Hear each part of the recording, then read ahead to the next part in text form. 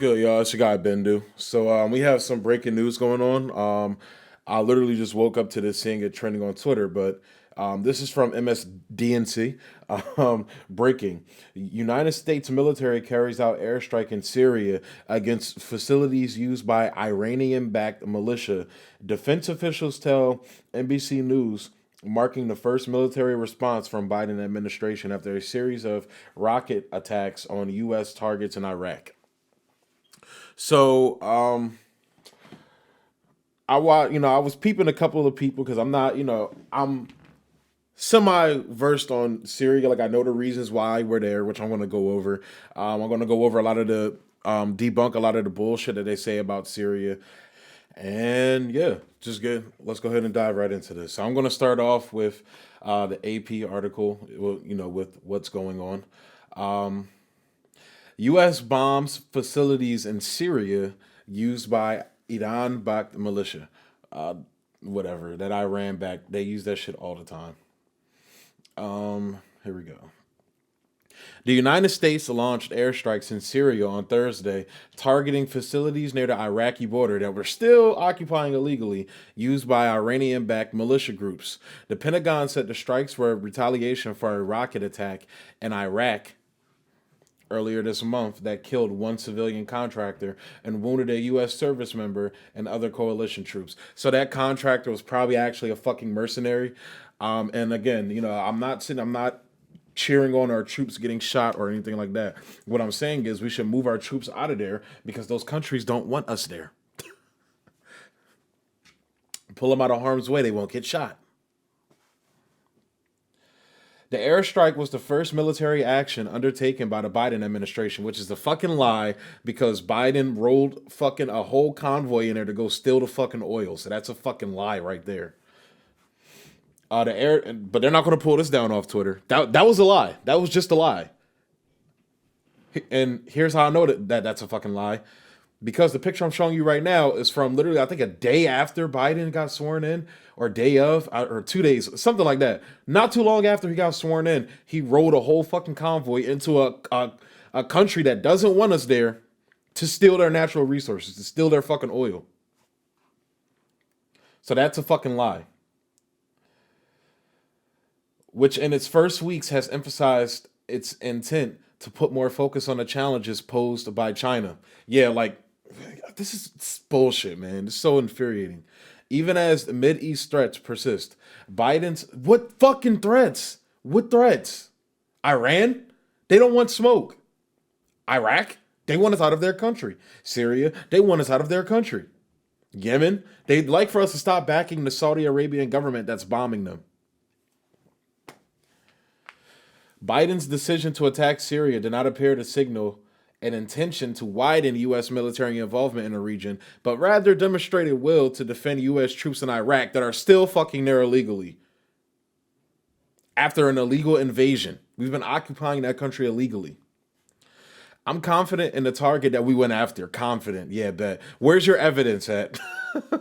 I'm confident in the target that we went after. We know what we hit. Defense Secretary Lloyd Austin told reporters flying with him from California to Washington.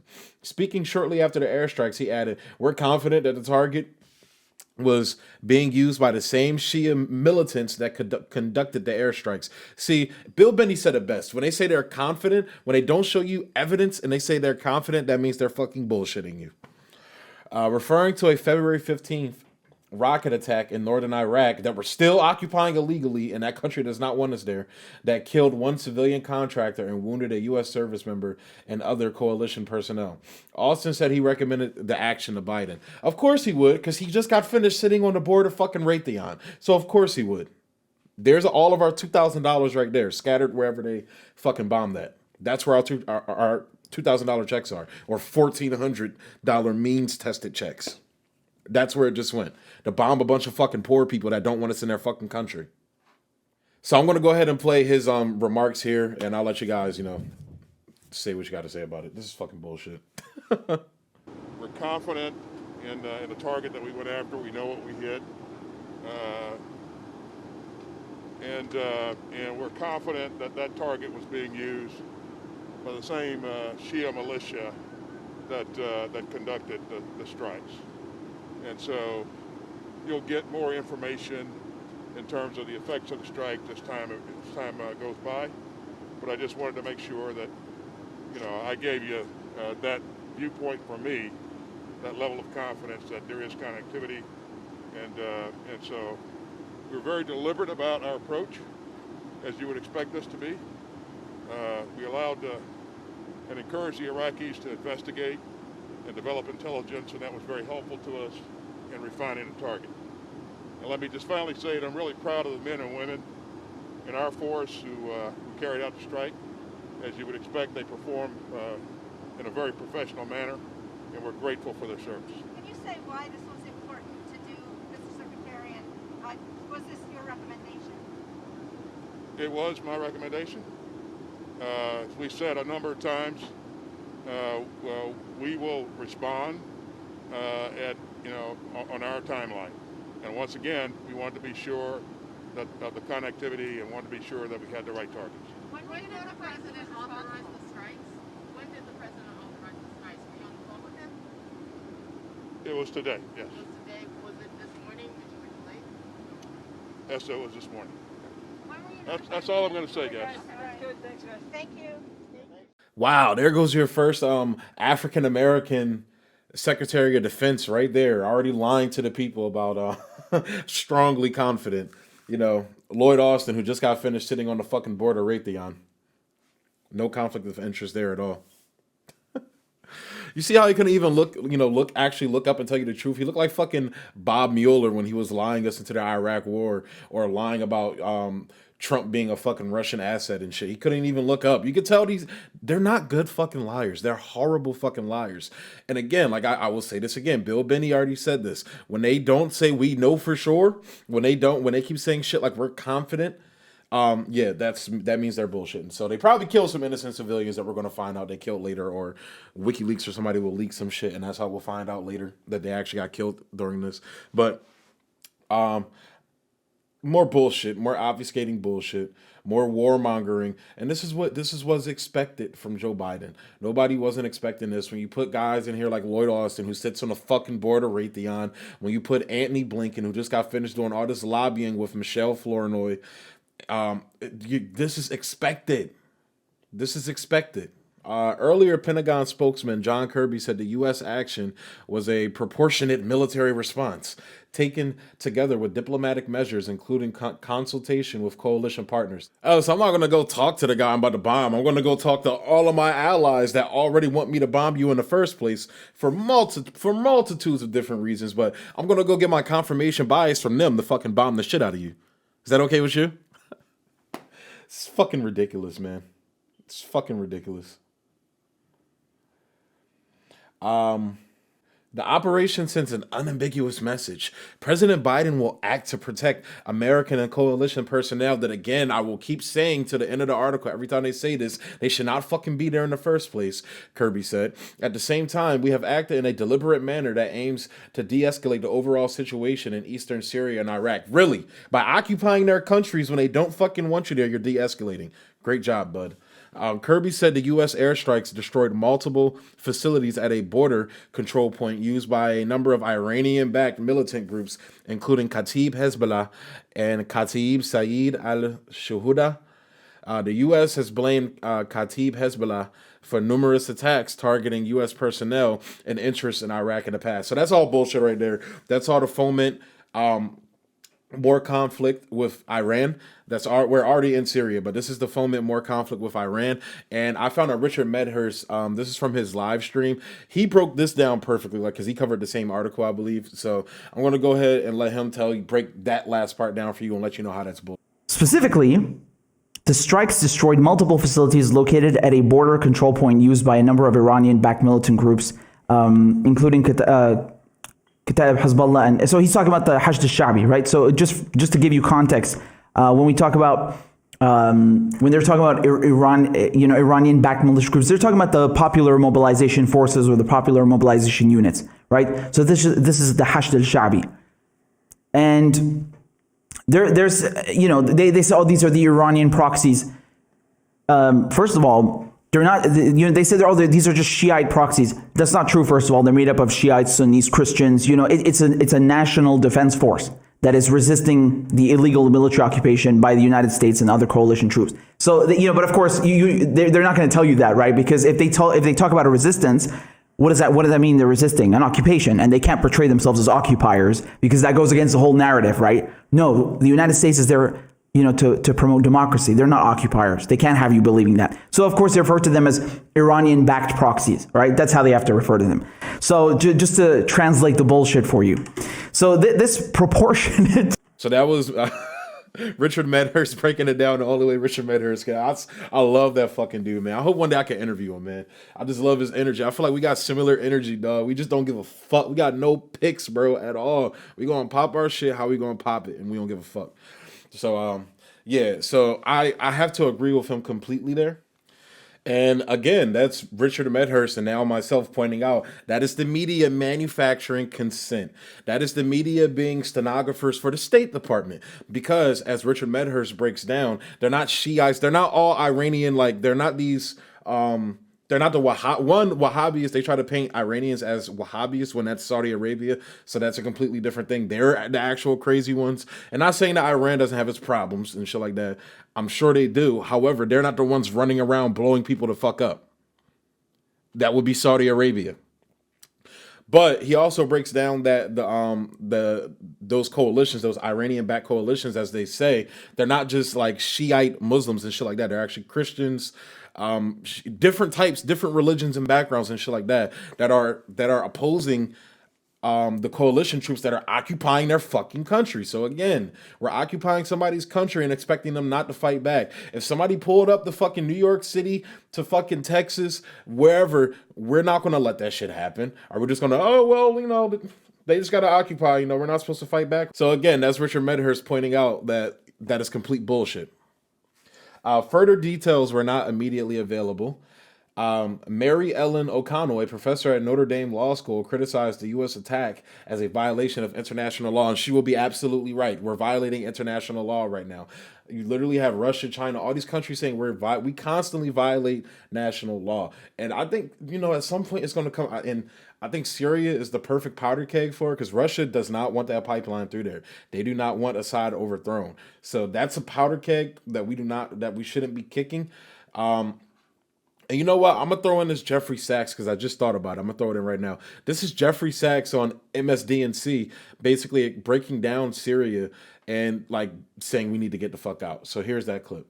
And we know they sent in the CIA to overthrow Assad.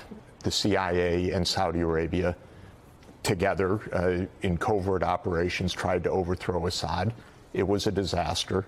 Eventually it brought in both ISIS as a splinter group to the jihadists that went in. It also brought in Russia. So we have been digging deeper and deeper and deeper. What we should do now is get out and not continue to throw missiles, not have a confrontation with Russia. 7 years has been a disaster under Obama, continuing under Trump. This is what I would call the permanent state. This is the CIA, this is Pentagon, wanting to keep Iran and Russia out of Syria, but no way to do that. And so we have made a proxy war in Syria. It's killed 500,000 people, displaced 10 million. And I'll say predictably so, because I predicted it 7 years ago that there was no way to do this and that it would make a complete chaos. So what I would plead to President Trump is get out. Like his instinct told him, by the way. That was his instinct. But then all the establishment, the New York Times, the Washington Post, the Pentagon, everybody said, no, that's irresponsible.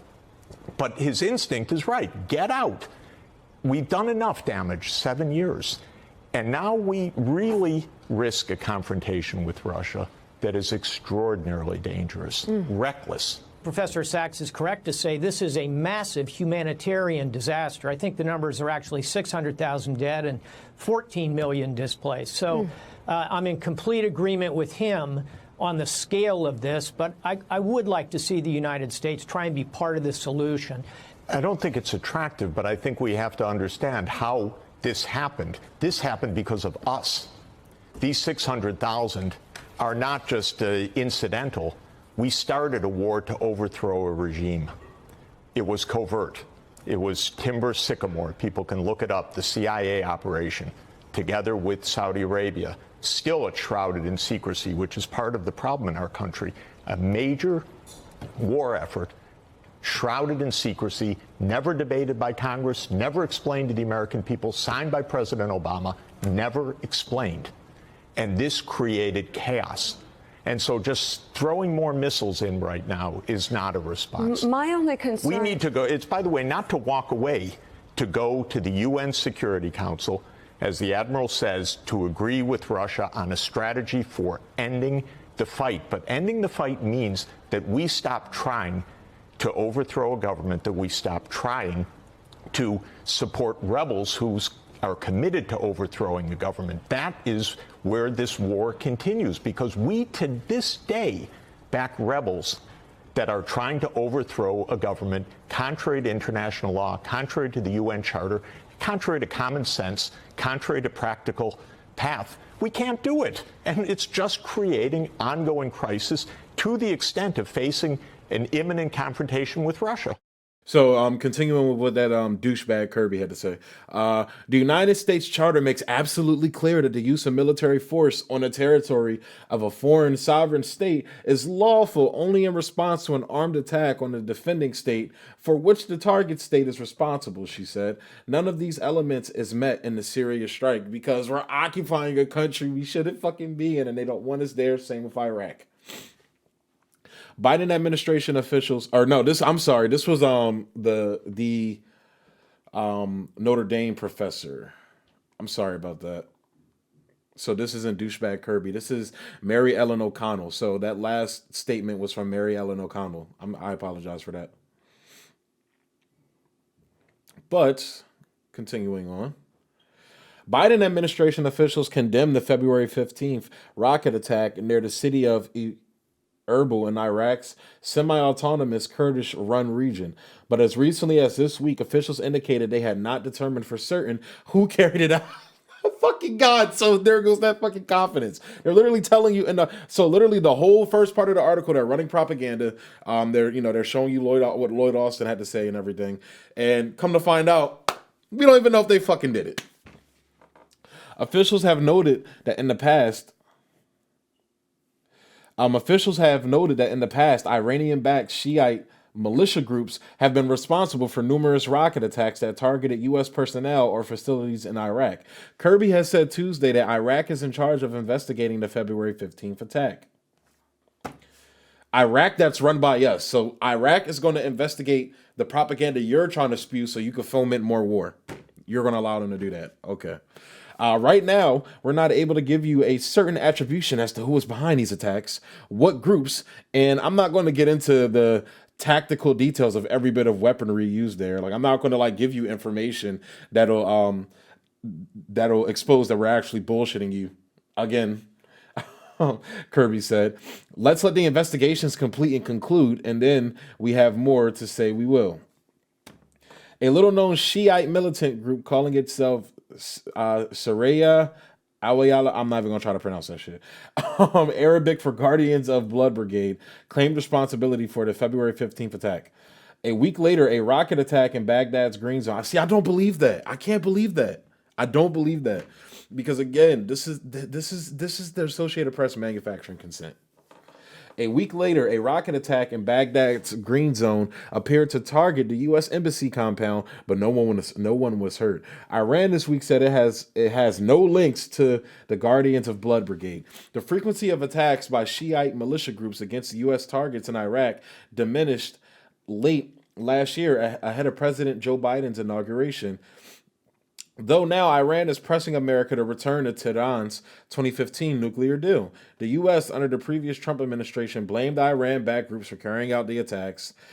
Tension soared after a Washington-directed drone strike that killed top Iranian general Qasem Soleimani and powerful Iraqi military leader Abu Mahdi al-Muhandis, I hope I'm saying that right, last year. And then also Israel killed one of their scientists as well, their top nuclear scientists.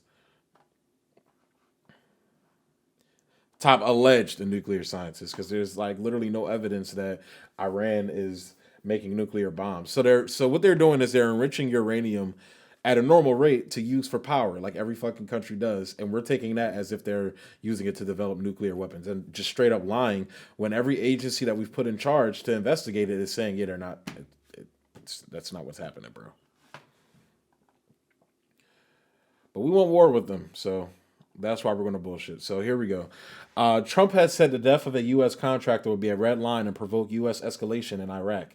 The December 2019 killing of a U.S. civilian contractor in a rocket attack in Kirkuk sparked a tit-for-tat fight on Iraqi soil that brought the country to the brink of a proxy war. U.S. forces have been significantly reduced in Iraq to 2,500 personnel and no longer partake in combat missions with Iraqi forces in ongoing operations against the Islamic State group. So I'm going to be doing another video Monday. So I'm going to be doing 2 videos that drop on Monday that I'm doing now because of this. So I'm going to do covering the EcoWatch article that I'm going to be doing coming up, like literally in a couple seconds. And I found another article where they're saying like, although official U.S. troop counts are to 2,500, we're actually up to like 1,400, I believe, in the region, 14,000 in the region because of private militia armies and shit like that, like basically mercs. So I'm going to be covering that on Monday. But I wanted to just get this story out real quick to cover this event that's going on. So as you can see, they're bullshitting us again, trying to get us, trying to foment more war in Syria. We're already crippling that country with sanctions, and it's looking like it's not going to stop. But I wanted to give you guys just a quick, run of the mill, quick recap on why we're in the Syrian war. So I bet they'll tell you we're in the Syrian war to stop Assad from gassing his people, all these humanitarian reasons why. That's actually not why we're there. So this is the article from EcoWatch by Robert F. Kennedy Jr. Yes, he's related to that Kennedy family. Syria, another pipeline war. Oh, wow, so we're not there to bring peace and democracy? No, because those people are sitting on untapped reserves of natural gas. So, of course, we got to go bring some fucking democracy to their people so we can take their fucking natural resources. So I'm going to run through this article, and hopefully it'll give you guys a better understanding of why we're in Syria. So in this article, he gave a whole history of the region and things like that. So I condensed it down to just cover like basically what happened around the current conflict, and I'm gonna cover all the previous stuff, so you'll know who all these people are when I cover it on Monday. But I'm going to link the article below. Go read it yourself as well. So don't even wait for me Monday. Just go read it yourself if you want to. But I want to cover it on Monday. But I wanted to cover basically this article like details like very, very well what's going on there. So thanks in large part to Alan Dulles and the CIA. He was like a CIA guy. I'll cover it on Monday, like I said, whose foreign policy intrigues were often directly at odds with the stated policies of our nation. The idealistic path outlined in the Atlantic Charter was the road not taken. In 1957, my grandfather, Ambassador Joseph P. Kennedy, sat on a secret committee charged with investigating the CIA's clandestine mischief in the Middle East. The so-called Bruce Leavitt Report, to which he was a signatory, described CIA coup plots in Jordan, Syria, Iran, Iraq, and Egypt. All common knowledge on the Arab Street, but virtually unknown to the American people who believed at face value their government's denials. So basically the people who live there that are getting the fuck bombed out of them and are having their lives uprooted by the United States trying to steal their natural resources and overthrowing their democratically elected governments, they know because they're experiencing it. But we live over here in hunky-dory America, especially during the 50s, hunky-dory America. Of course we're going to believe the bullshit our government's saying. We just got finished fighting Nazis at that time, so of course we're going to believe our government. However, we're more jaded now, and what's fucked up is we're more jaded, and we know our government lies us into fucking bullshit wars, but we still believe them for some fucking reason. We still believe them. Continuing, the report blamed the CIA. The report blamed the CIA for the rampant anti-Americanism that was then mysteriously taking root. Oh, it's almost as if it's like these people hate us for a reason, but we didn't do anything to them. Why do they hate us? Oh, because our fucking CIA went in there and fucking set their fucking country on fire. That's why they hate us. In the many countries in the world today, the Bruce Leavitt Report pointed out that such interventions were antithetical to American values, he'd be wrong. Read the history of America. That's our values, bud. And had compromised America's international leadership. I forgot. It's this rapper IDK. He has this perfect line. She say she not a thought, she a nympho. This is America saying they not a thought, we a nympho. That's them trying to pretty up. Oh, this is our real values. When it's like, nah, pillaging and taking people's shit has always been your fucking values. Fucking pieces of shit. The report points out that the CIA never considered how we would treat such interventions if some foreign government engineered them in our own fucking country. So like I said, if China wanted to come over here, like some of you fuckers think, now note, China is responsible for job loss in terms of cutting deals with our American corporations that is not stealing the country from you. That's okay. If this guy wants to sell his liver, I need a liver. I'm not going to tell him not to do it when I need that shit. Okay, I'll take it. So, but this would be like if China came over here and said, oh, we want you guys is whatever we have here in the fucking America. We want your oil. We want America's oil. So we're going to come invade you and you're going to be okay with it. We'd be like, yeah, fuck you. That's what that just said. This is the bloodthirsty history, and I love that he pointed out these fuckers. This is the bloody history that modern interventionists like George W. Bush, Ted Cruz, and Marco Rubio miss when they recite their narcissistic trope that Middle East nationalists hate us for our freedoms. No, they hate us because we won't let them be free to decide their own path. We won't allow them to do that. That's why they hate us, you fucking dipshits.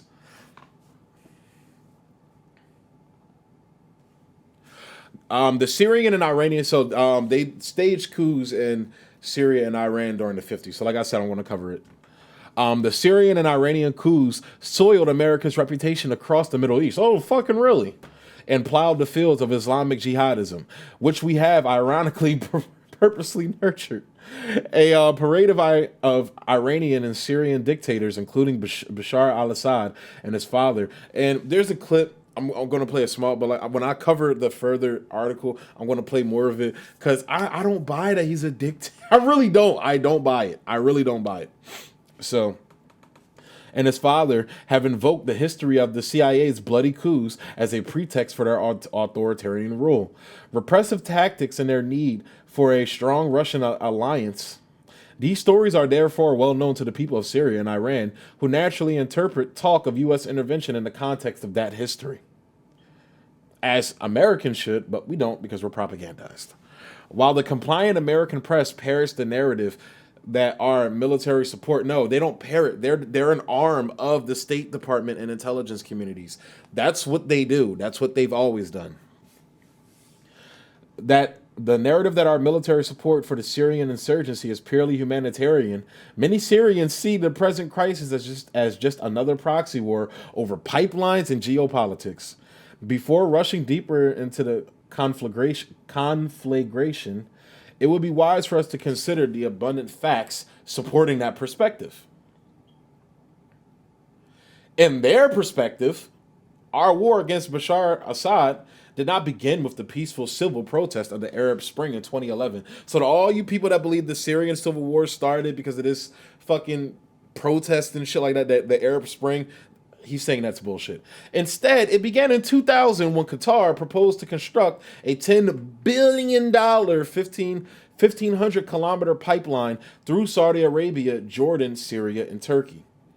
So he's basically saying, yeah, you know how we thought we actually the Civil War started because those people wanted freedom. Nah, it started because we started sending terrorists into their fucking country, which I believe he talks about in this next clip.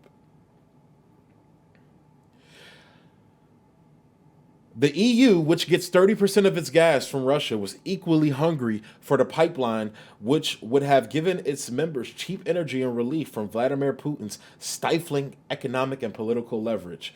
So I'm going to show you the picture of the pipelines and everything, but I want to get through this first.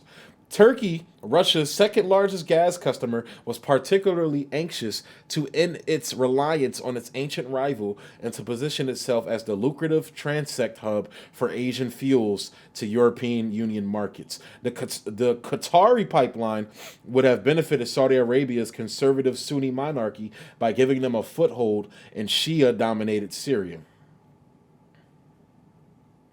The Saudis' geopolitical goal was to contain the economic and political power of the kingdom's principal rival, Iran, a Shiite state and close ally of Bashar Assad. The Saudi monarchy viewed the U.S.-sponsored Shia takeover in Iraq as a demotion to its regional power and was already engaged in a proxy war against Iran and Yemen, highlighted by the Saudi genocide against the Iranian-backed Houthi tribes. So that's the whole Yemen war going on and everything.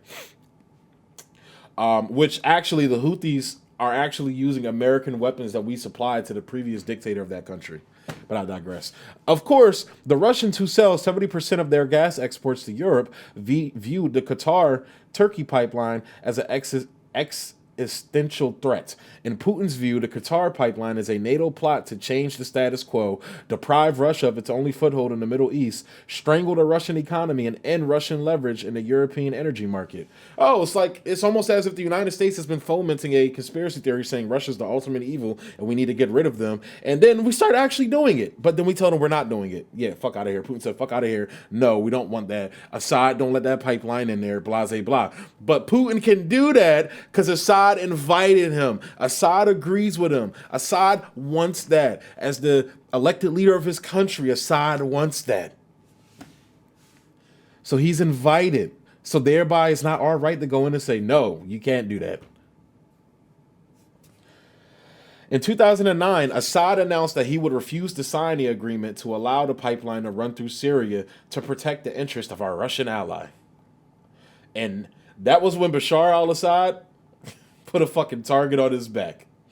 Assad further enraged the Gulf's Sunni monarchs by endorsing a Russian-approved Islamic pipeline running from Iran's side of the gas field through Syria into the ports of Lebanon. So they basically said, fuck you, we're going to make our own pipeline.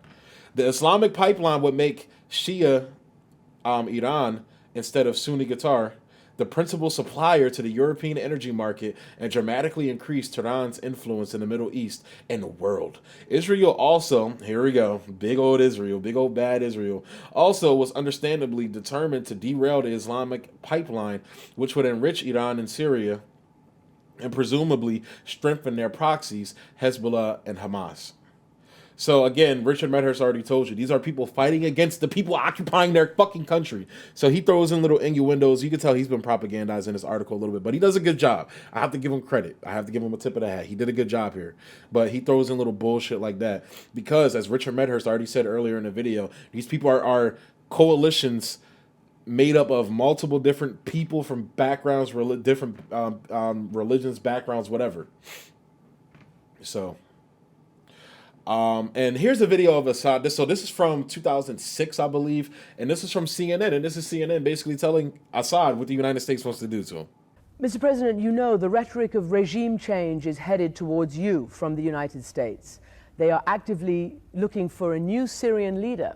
They're granting visas and visits to Syrian opposition politicians. They're talking about isolating you diplomatically and perhaps a coup d'etat or your regime crumbling. What are you thinking about that? I feel very confident for one reason, because I was made in Syria, I wasn't made in the United States, so I'm not worried. This is Syrian decision, should be made by the Syrian people, nobody else in this world. So we don't discuss it in Syria. What would happen, do you think, if there was an alternative to you? Who is the alternative to you? Could be any Syrian, any national Syrian, and we have a lot. I'm not the only person who is eligible to be president. We have a lot of Syrians, so we don't have any problem about that. But no Syrian would be allowed to be president if he's made anywhere outside our borders. This is a Syrian principle. So as you can see in that video, they've been wanting to overthrow Syria since the 50s. It's nothing new. So he already knows this. But what I'm showing you now is a picture of the pipeline. So the red line is basically the line that Russia is in favor of, and that's basically going through Iran, Iraq, Syria, and going straight into Europe. Whereas the Qatar pipeline obviously comes from Qatar, goes through Turkey. They need Syria. It will go through Syria, Jordan, a couple other countries, and then going into Europe. And that's the one that the U.S. backs. So that's what's going on right now. This is a geopolitical game that's going on right now. As Jimmy Dore would say, it's a big capitalist gangbang, and the Syrian people are being thrown in the middle of it. Secret cables and reports by the U.S., Saudi, and Israeli intelligence agencies indicate that the moment Assad rejected the Qatari pipeline, military and intelligence planners quickly arrived at the consensus that fomenting a Sunni uprising in Syria to overthrow the uncooperative Bashar Assad was a feasible path to achieving the shared objective of completing the Qatar-Turkey gas link. In 2009, according to WikiLeaks, soon after Bashar Assad rejected the Qatar pipeline, the CIA began funding opposition groups in Syria. And that is what Jeffrey Sachs was talking about, the Timber Sycamore. But also I wanted to show this WikiLeaks cable here that this is a Hillary Clinton leaked email. And here she says, the best way to help Israel deal with Iran's growing nuclear capability is to help the people of Syria overthrow the regime of Bashar Assad. So that's basically Hillary Clinton admitting that they were overthrowing Assad for the reasons I stated in this video. And what Israeli military leaders really worry about but cannot talk about is losing its nuclear monopoly. So again, it's a big old geopolitical gangbang, big old geopolitical capitalist gangbang, and the Syrian people are being thrown in the middle of it. Before the war started, according to Hirsch, Assad was moving to liberalize the country. I know I'm bad at pronouncing words sometimes. They had internet. So this is me debunking all of the bullshit they say about Syria. Like, this is probably a lot of Americans believe Syria is this rogue, crazy Islamic state and shit like that. This is what Syria was moving to since the 50s, which I want to again cover in the video on Monday. Before the war started, according to Hirsch, Assad was moving to liberalize the country. They had internet, newspapers, ATM machines, and Assad wanted to move the country socially towards the West. Now, this is also what Assad did. After 9/11, Assad gave thousands of invaluable files to the CIA on jihadist radicals who he considered a mutual enemy. So Assad helped the United States track down the guys who did September 11th. Assad's regime was deliberately secular, and Syria was impressively diverse. The Syrian government and military, for example, were 80% Sunni. Assad maintained peace among his diverse peoples by a strong, disciplined army loyal to the Assad family, and an allegiance secured by a nationally esteemed and highly paid officer corps, a coldly efficient intelligence apparatus, and a penchant for brutality, which prior to the war was rather moderate compared to other Middle East leaders, including our current allies. Again, that's him throwing in a bit of his own little propaganda stew in there, because it's been proven that the uprisings were staged by the CIA. He even says it multiple times in this article. So I don't know why he keeps going back and forth and shit like that. But again, he did a good job here. And when y'all see the overall article, I think you'll agree. Even with the minor critiques and problems I have with it, overall, he did a good job in this article. No one believed that the regime was vulnerable to the anarchy that had riven Egypt, Libya, Yemen, and Tunisia, also caused by us. By the spring of 2011, there were small peaceful demonstrations in Damascus against repression by Assad's regime. These were mainly the effluvia of the Arab Spring, which spread virally across the Arab League states the previous summer. However, Huffington Post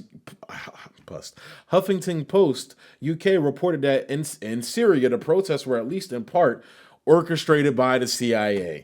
WikiLeaks cables indicate that the CIA was already on the ground in Syria. So I'm going to take it a step further. He does it in his article. I'm going to take it a step further and say all of those protests were more than likely staged by the CIA. I'll say that shit. But this, sorry. But the Sunni kingdoms wanted a much deeper involvement from America. On September 4th, 2013, Secretary of State John Kerry told a congressional hearing that the Sunni kingdoms had offered to foot the bill for a U.S. invasion of Syria to oust Bashar al-Assad. And again, so that's the quote right there. Here's the video, though. I'm just going to show you the video. With respect to Arab countries offering to bear cost and to assist, the answer is profoundly yes. They have. That offer is on the table. With respect to boots on the ground, profoundly no. There will be no boots on the ground. The President has said that again and again, and there is nothing in this authorization that should contemplate it. We reiterate, no boots on the ground. In terms of what do you do if it doesn't work, I think I'll let General Dempsey speak to the question of targeting, which he can't go into in detail. But we have absolute confidence that what our military undertakes to do, if it is ordered to do so, will degrade the capacity of Assad to use these weapons and serve as a very strong deterrence. And if it doesn't, then there are subsequent possibilities as to how you could reinforce that. Thank you, Mr. Secretary. And the details on the offer and the proposal on the table, what are the figures that we're talking about? Well, we don't know what action we're engaged in right now, but they've been quite significant. I mean, very significant. In fact, some of them have said that if the United States is prepared to go do the whole thing the way we've done it previously in other places, they'll carry that cost. That's how dedicated they are to this. Obviously, that's not in the cards, and nobody's talking about it. But they're talking in serious ways about getting this job done. So again, that's the United States openly admitting to an overall plan, years prior to overthrow this country. So I'm going to go ahead and close the video out there because, as you guys can see, Joe Biden is continuing his legacy of warmongering. Joe Biden is a warmongering piece of shit, just like Donald Trump is a warmongering piece of shit. And this type of shit is going to continue. This is going to continue. As you're seeing right now, he rolled a whole convoy in there to steal their fucking oil, like literally 2 days after he took his hand off the fucking Bible. That's fucking Joe Biden for you. This is who you guys told us to fucking vote for. This is the fucking warmongering maniac that people like me were hollering from the rooftops. He's going to continue doing shit like this. But hey. So, yeah. I want to go ahead and close the video out there, y'all. As always, thanks for tuning in. If you're tuning in on Odyssey, show love, hit that flame emoji, hit that fire button. And if you can, donate some of the library coins to the show if you can. I'm not telling you to do that. I'm saying if you can. And if you're watching on YouTube, you already know what it is. Hit that thumbs up button, hit the subscribe button. Keep sharing my videos, y'all. I love y'all talking to me on Twitter. I love y'all talking to me on the comments. I appreciate all of the love you guys are showing me. And as always, thanks for tuning in. Peace.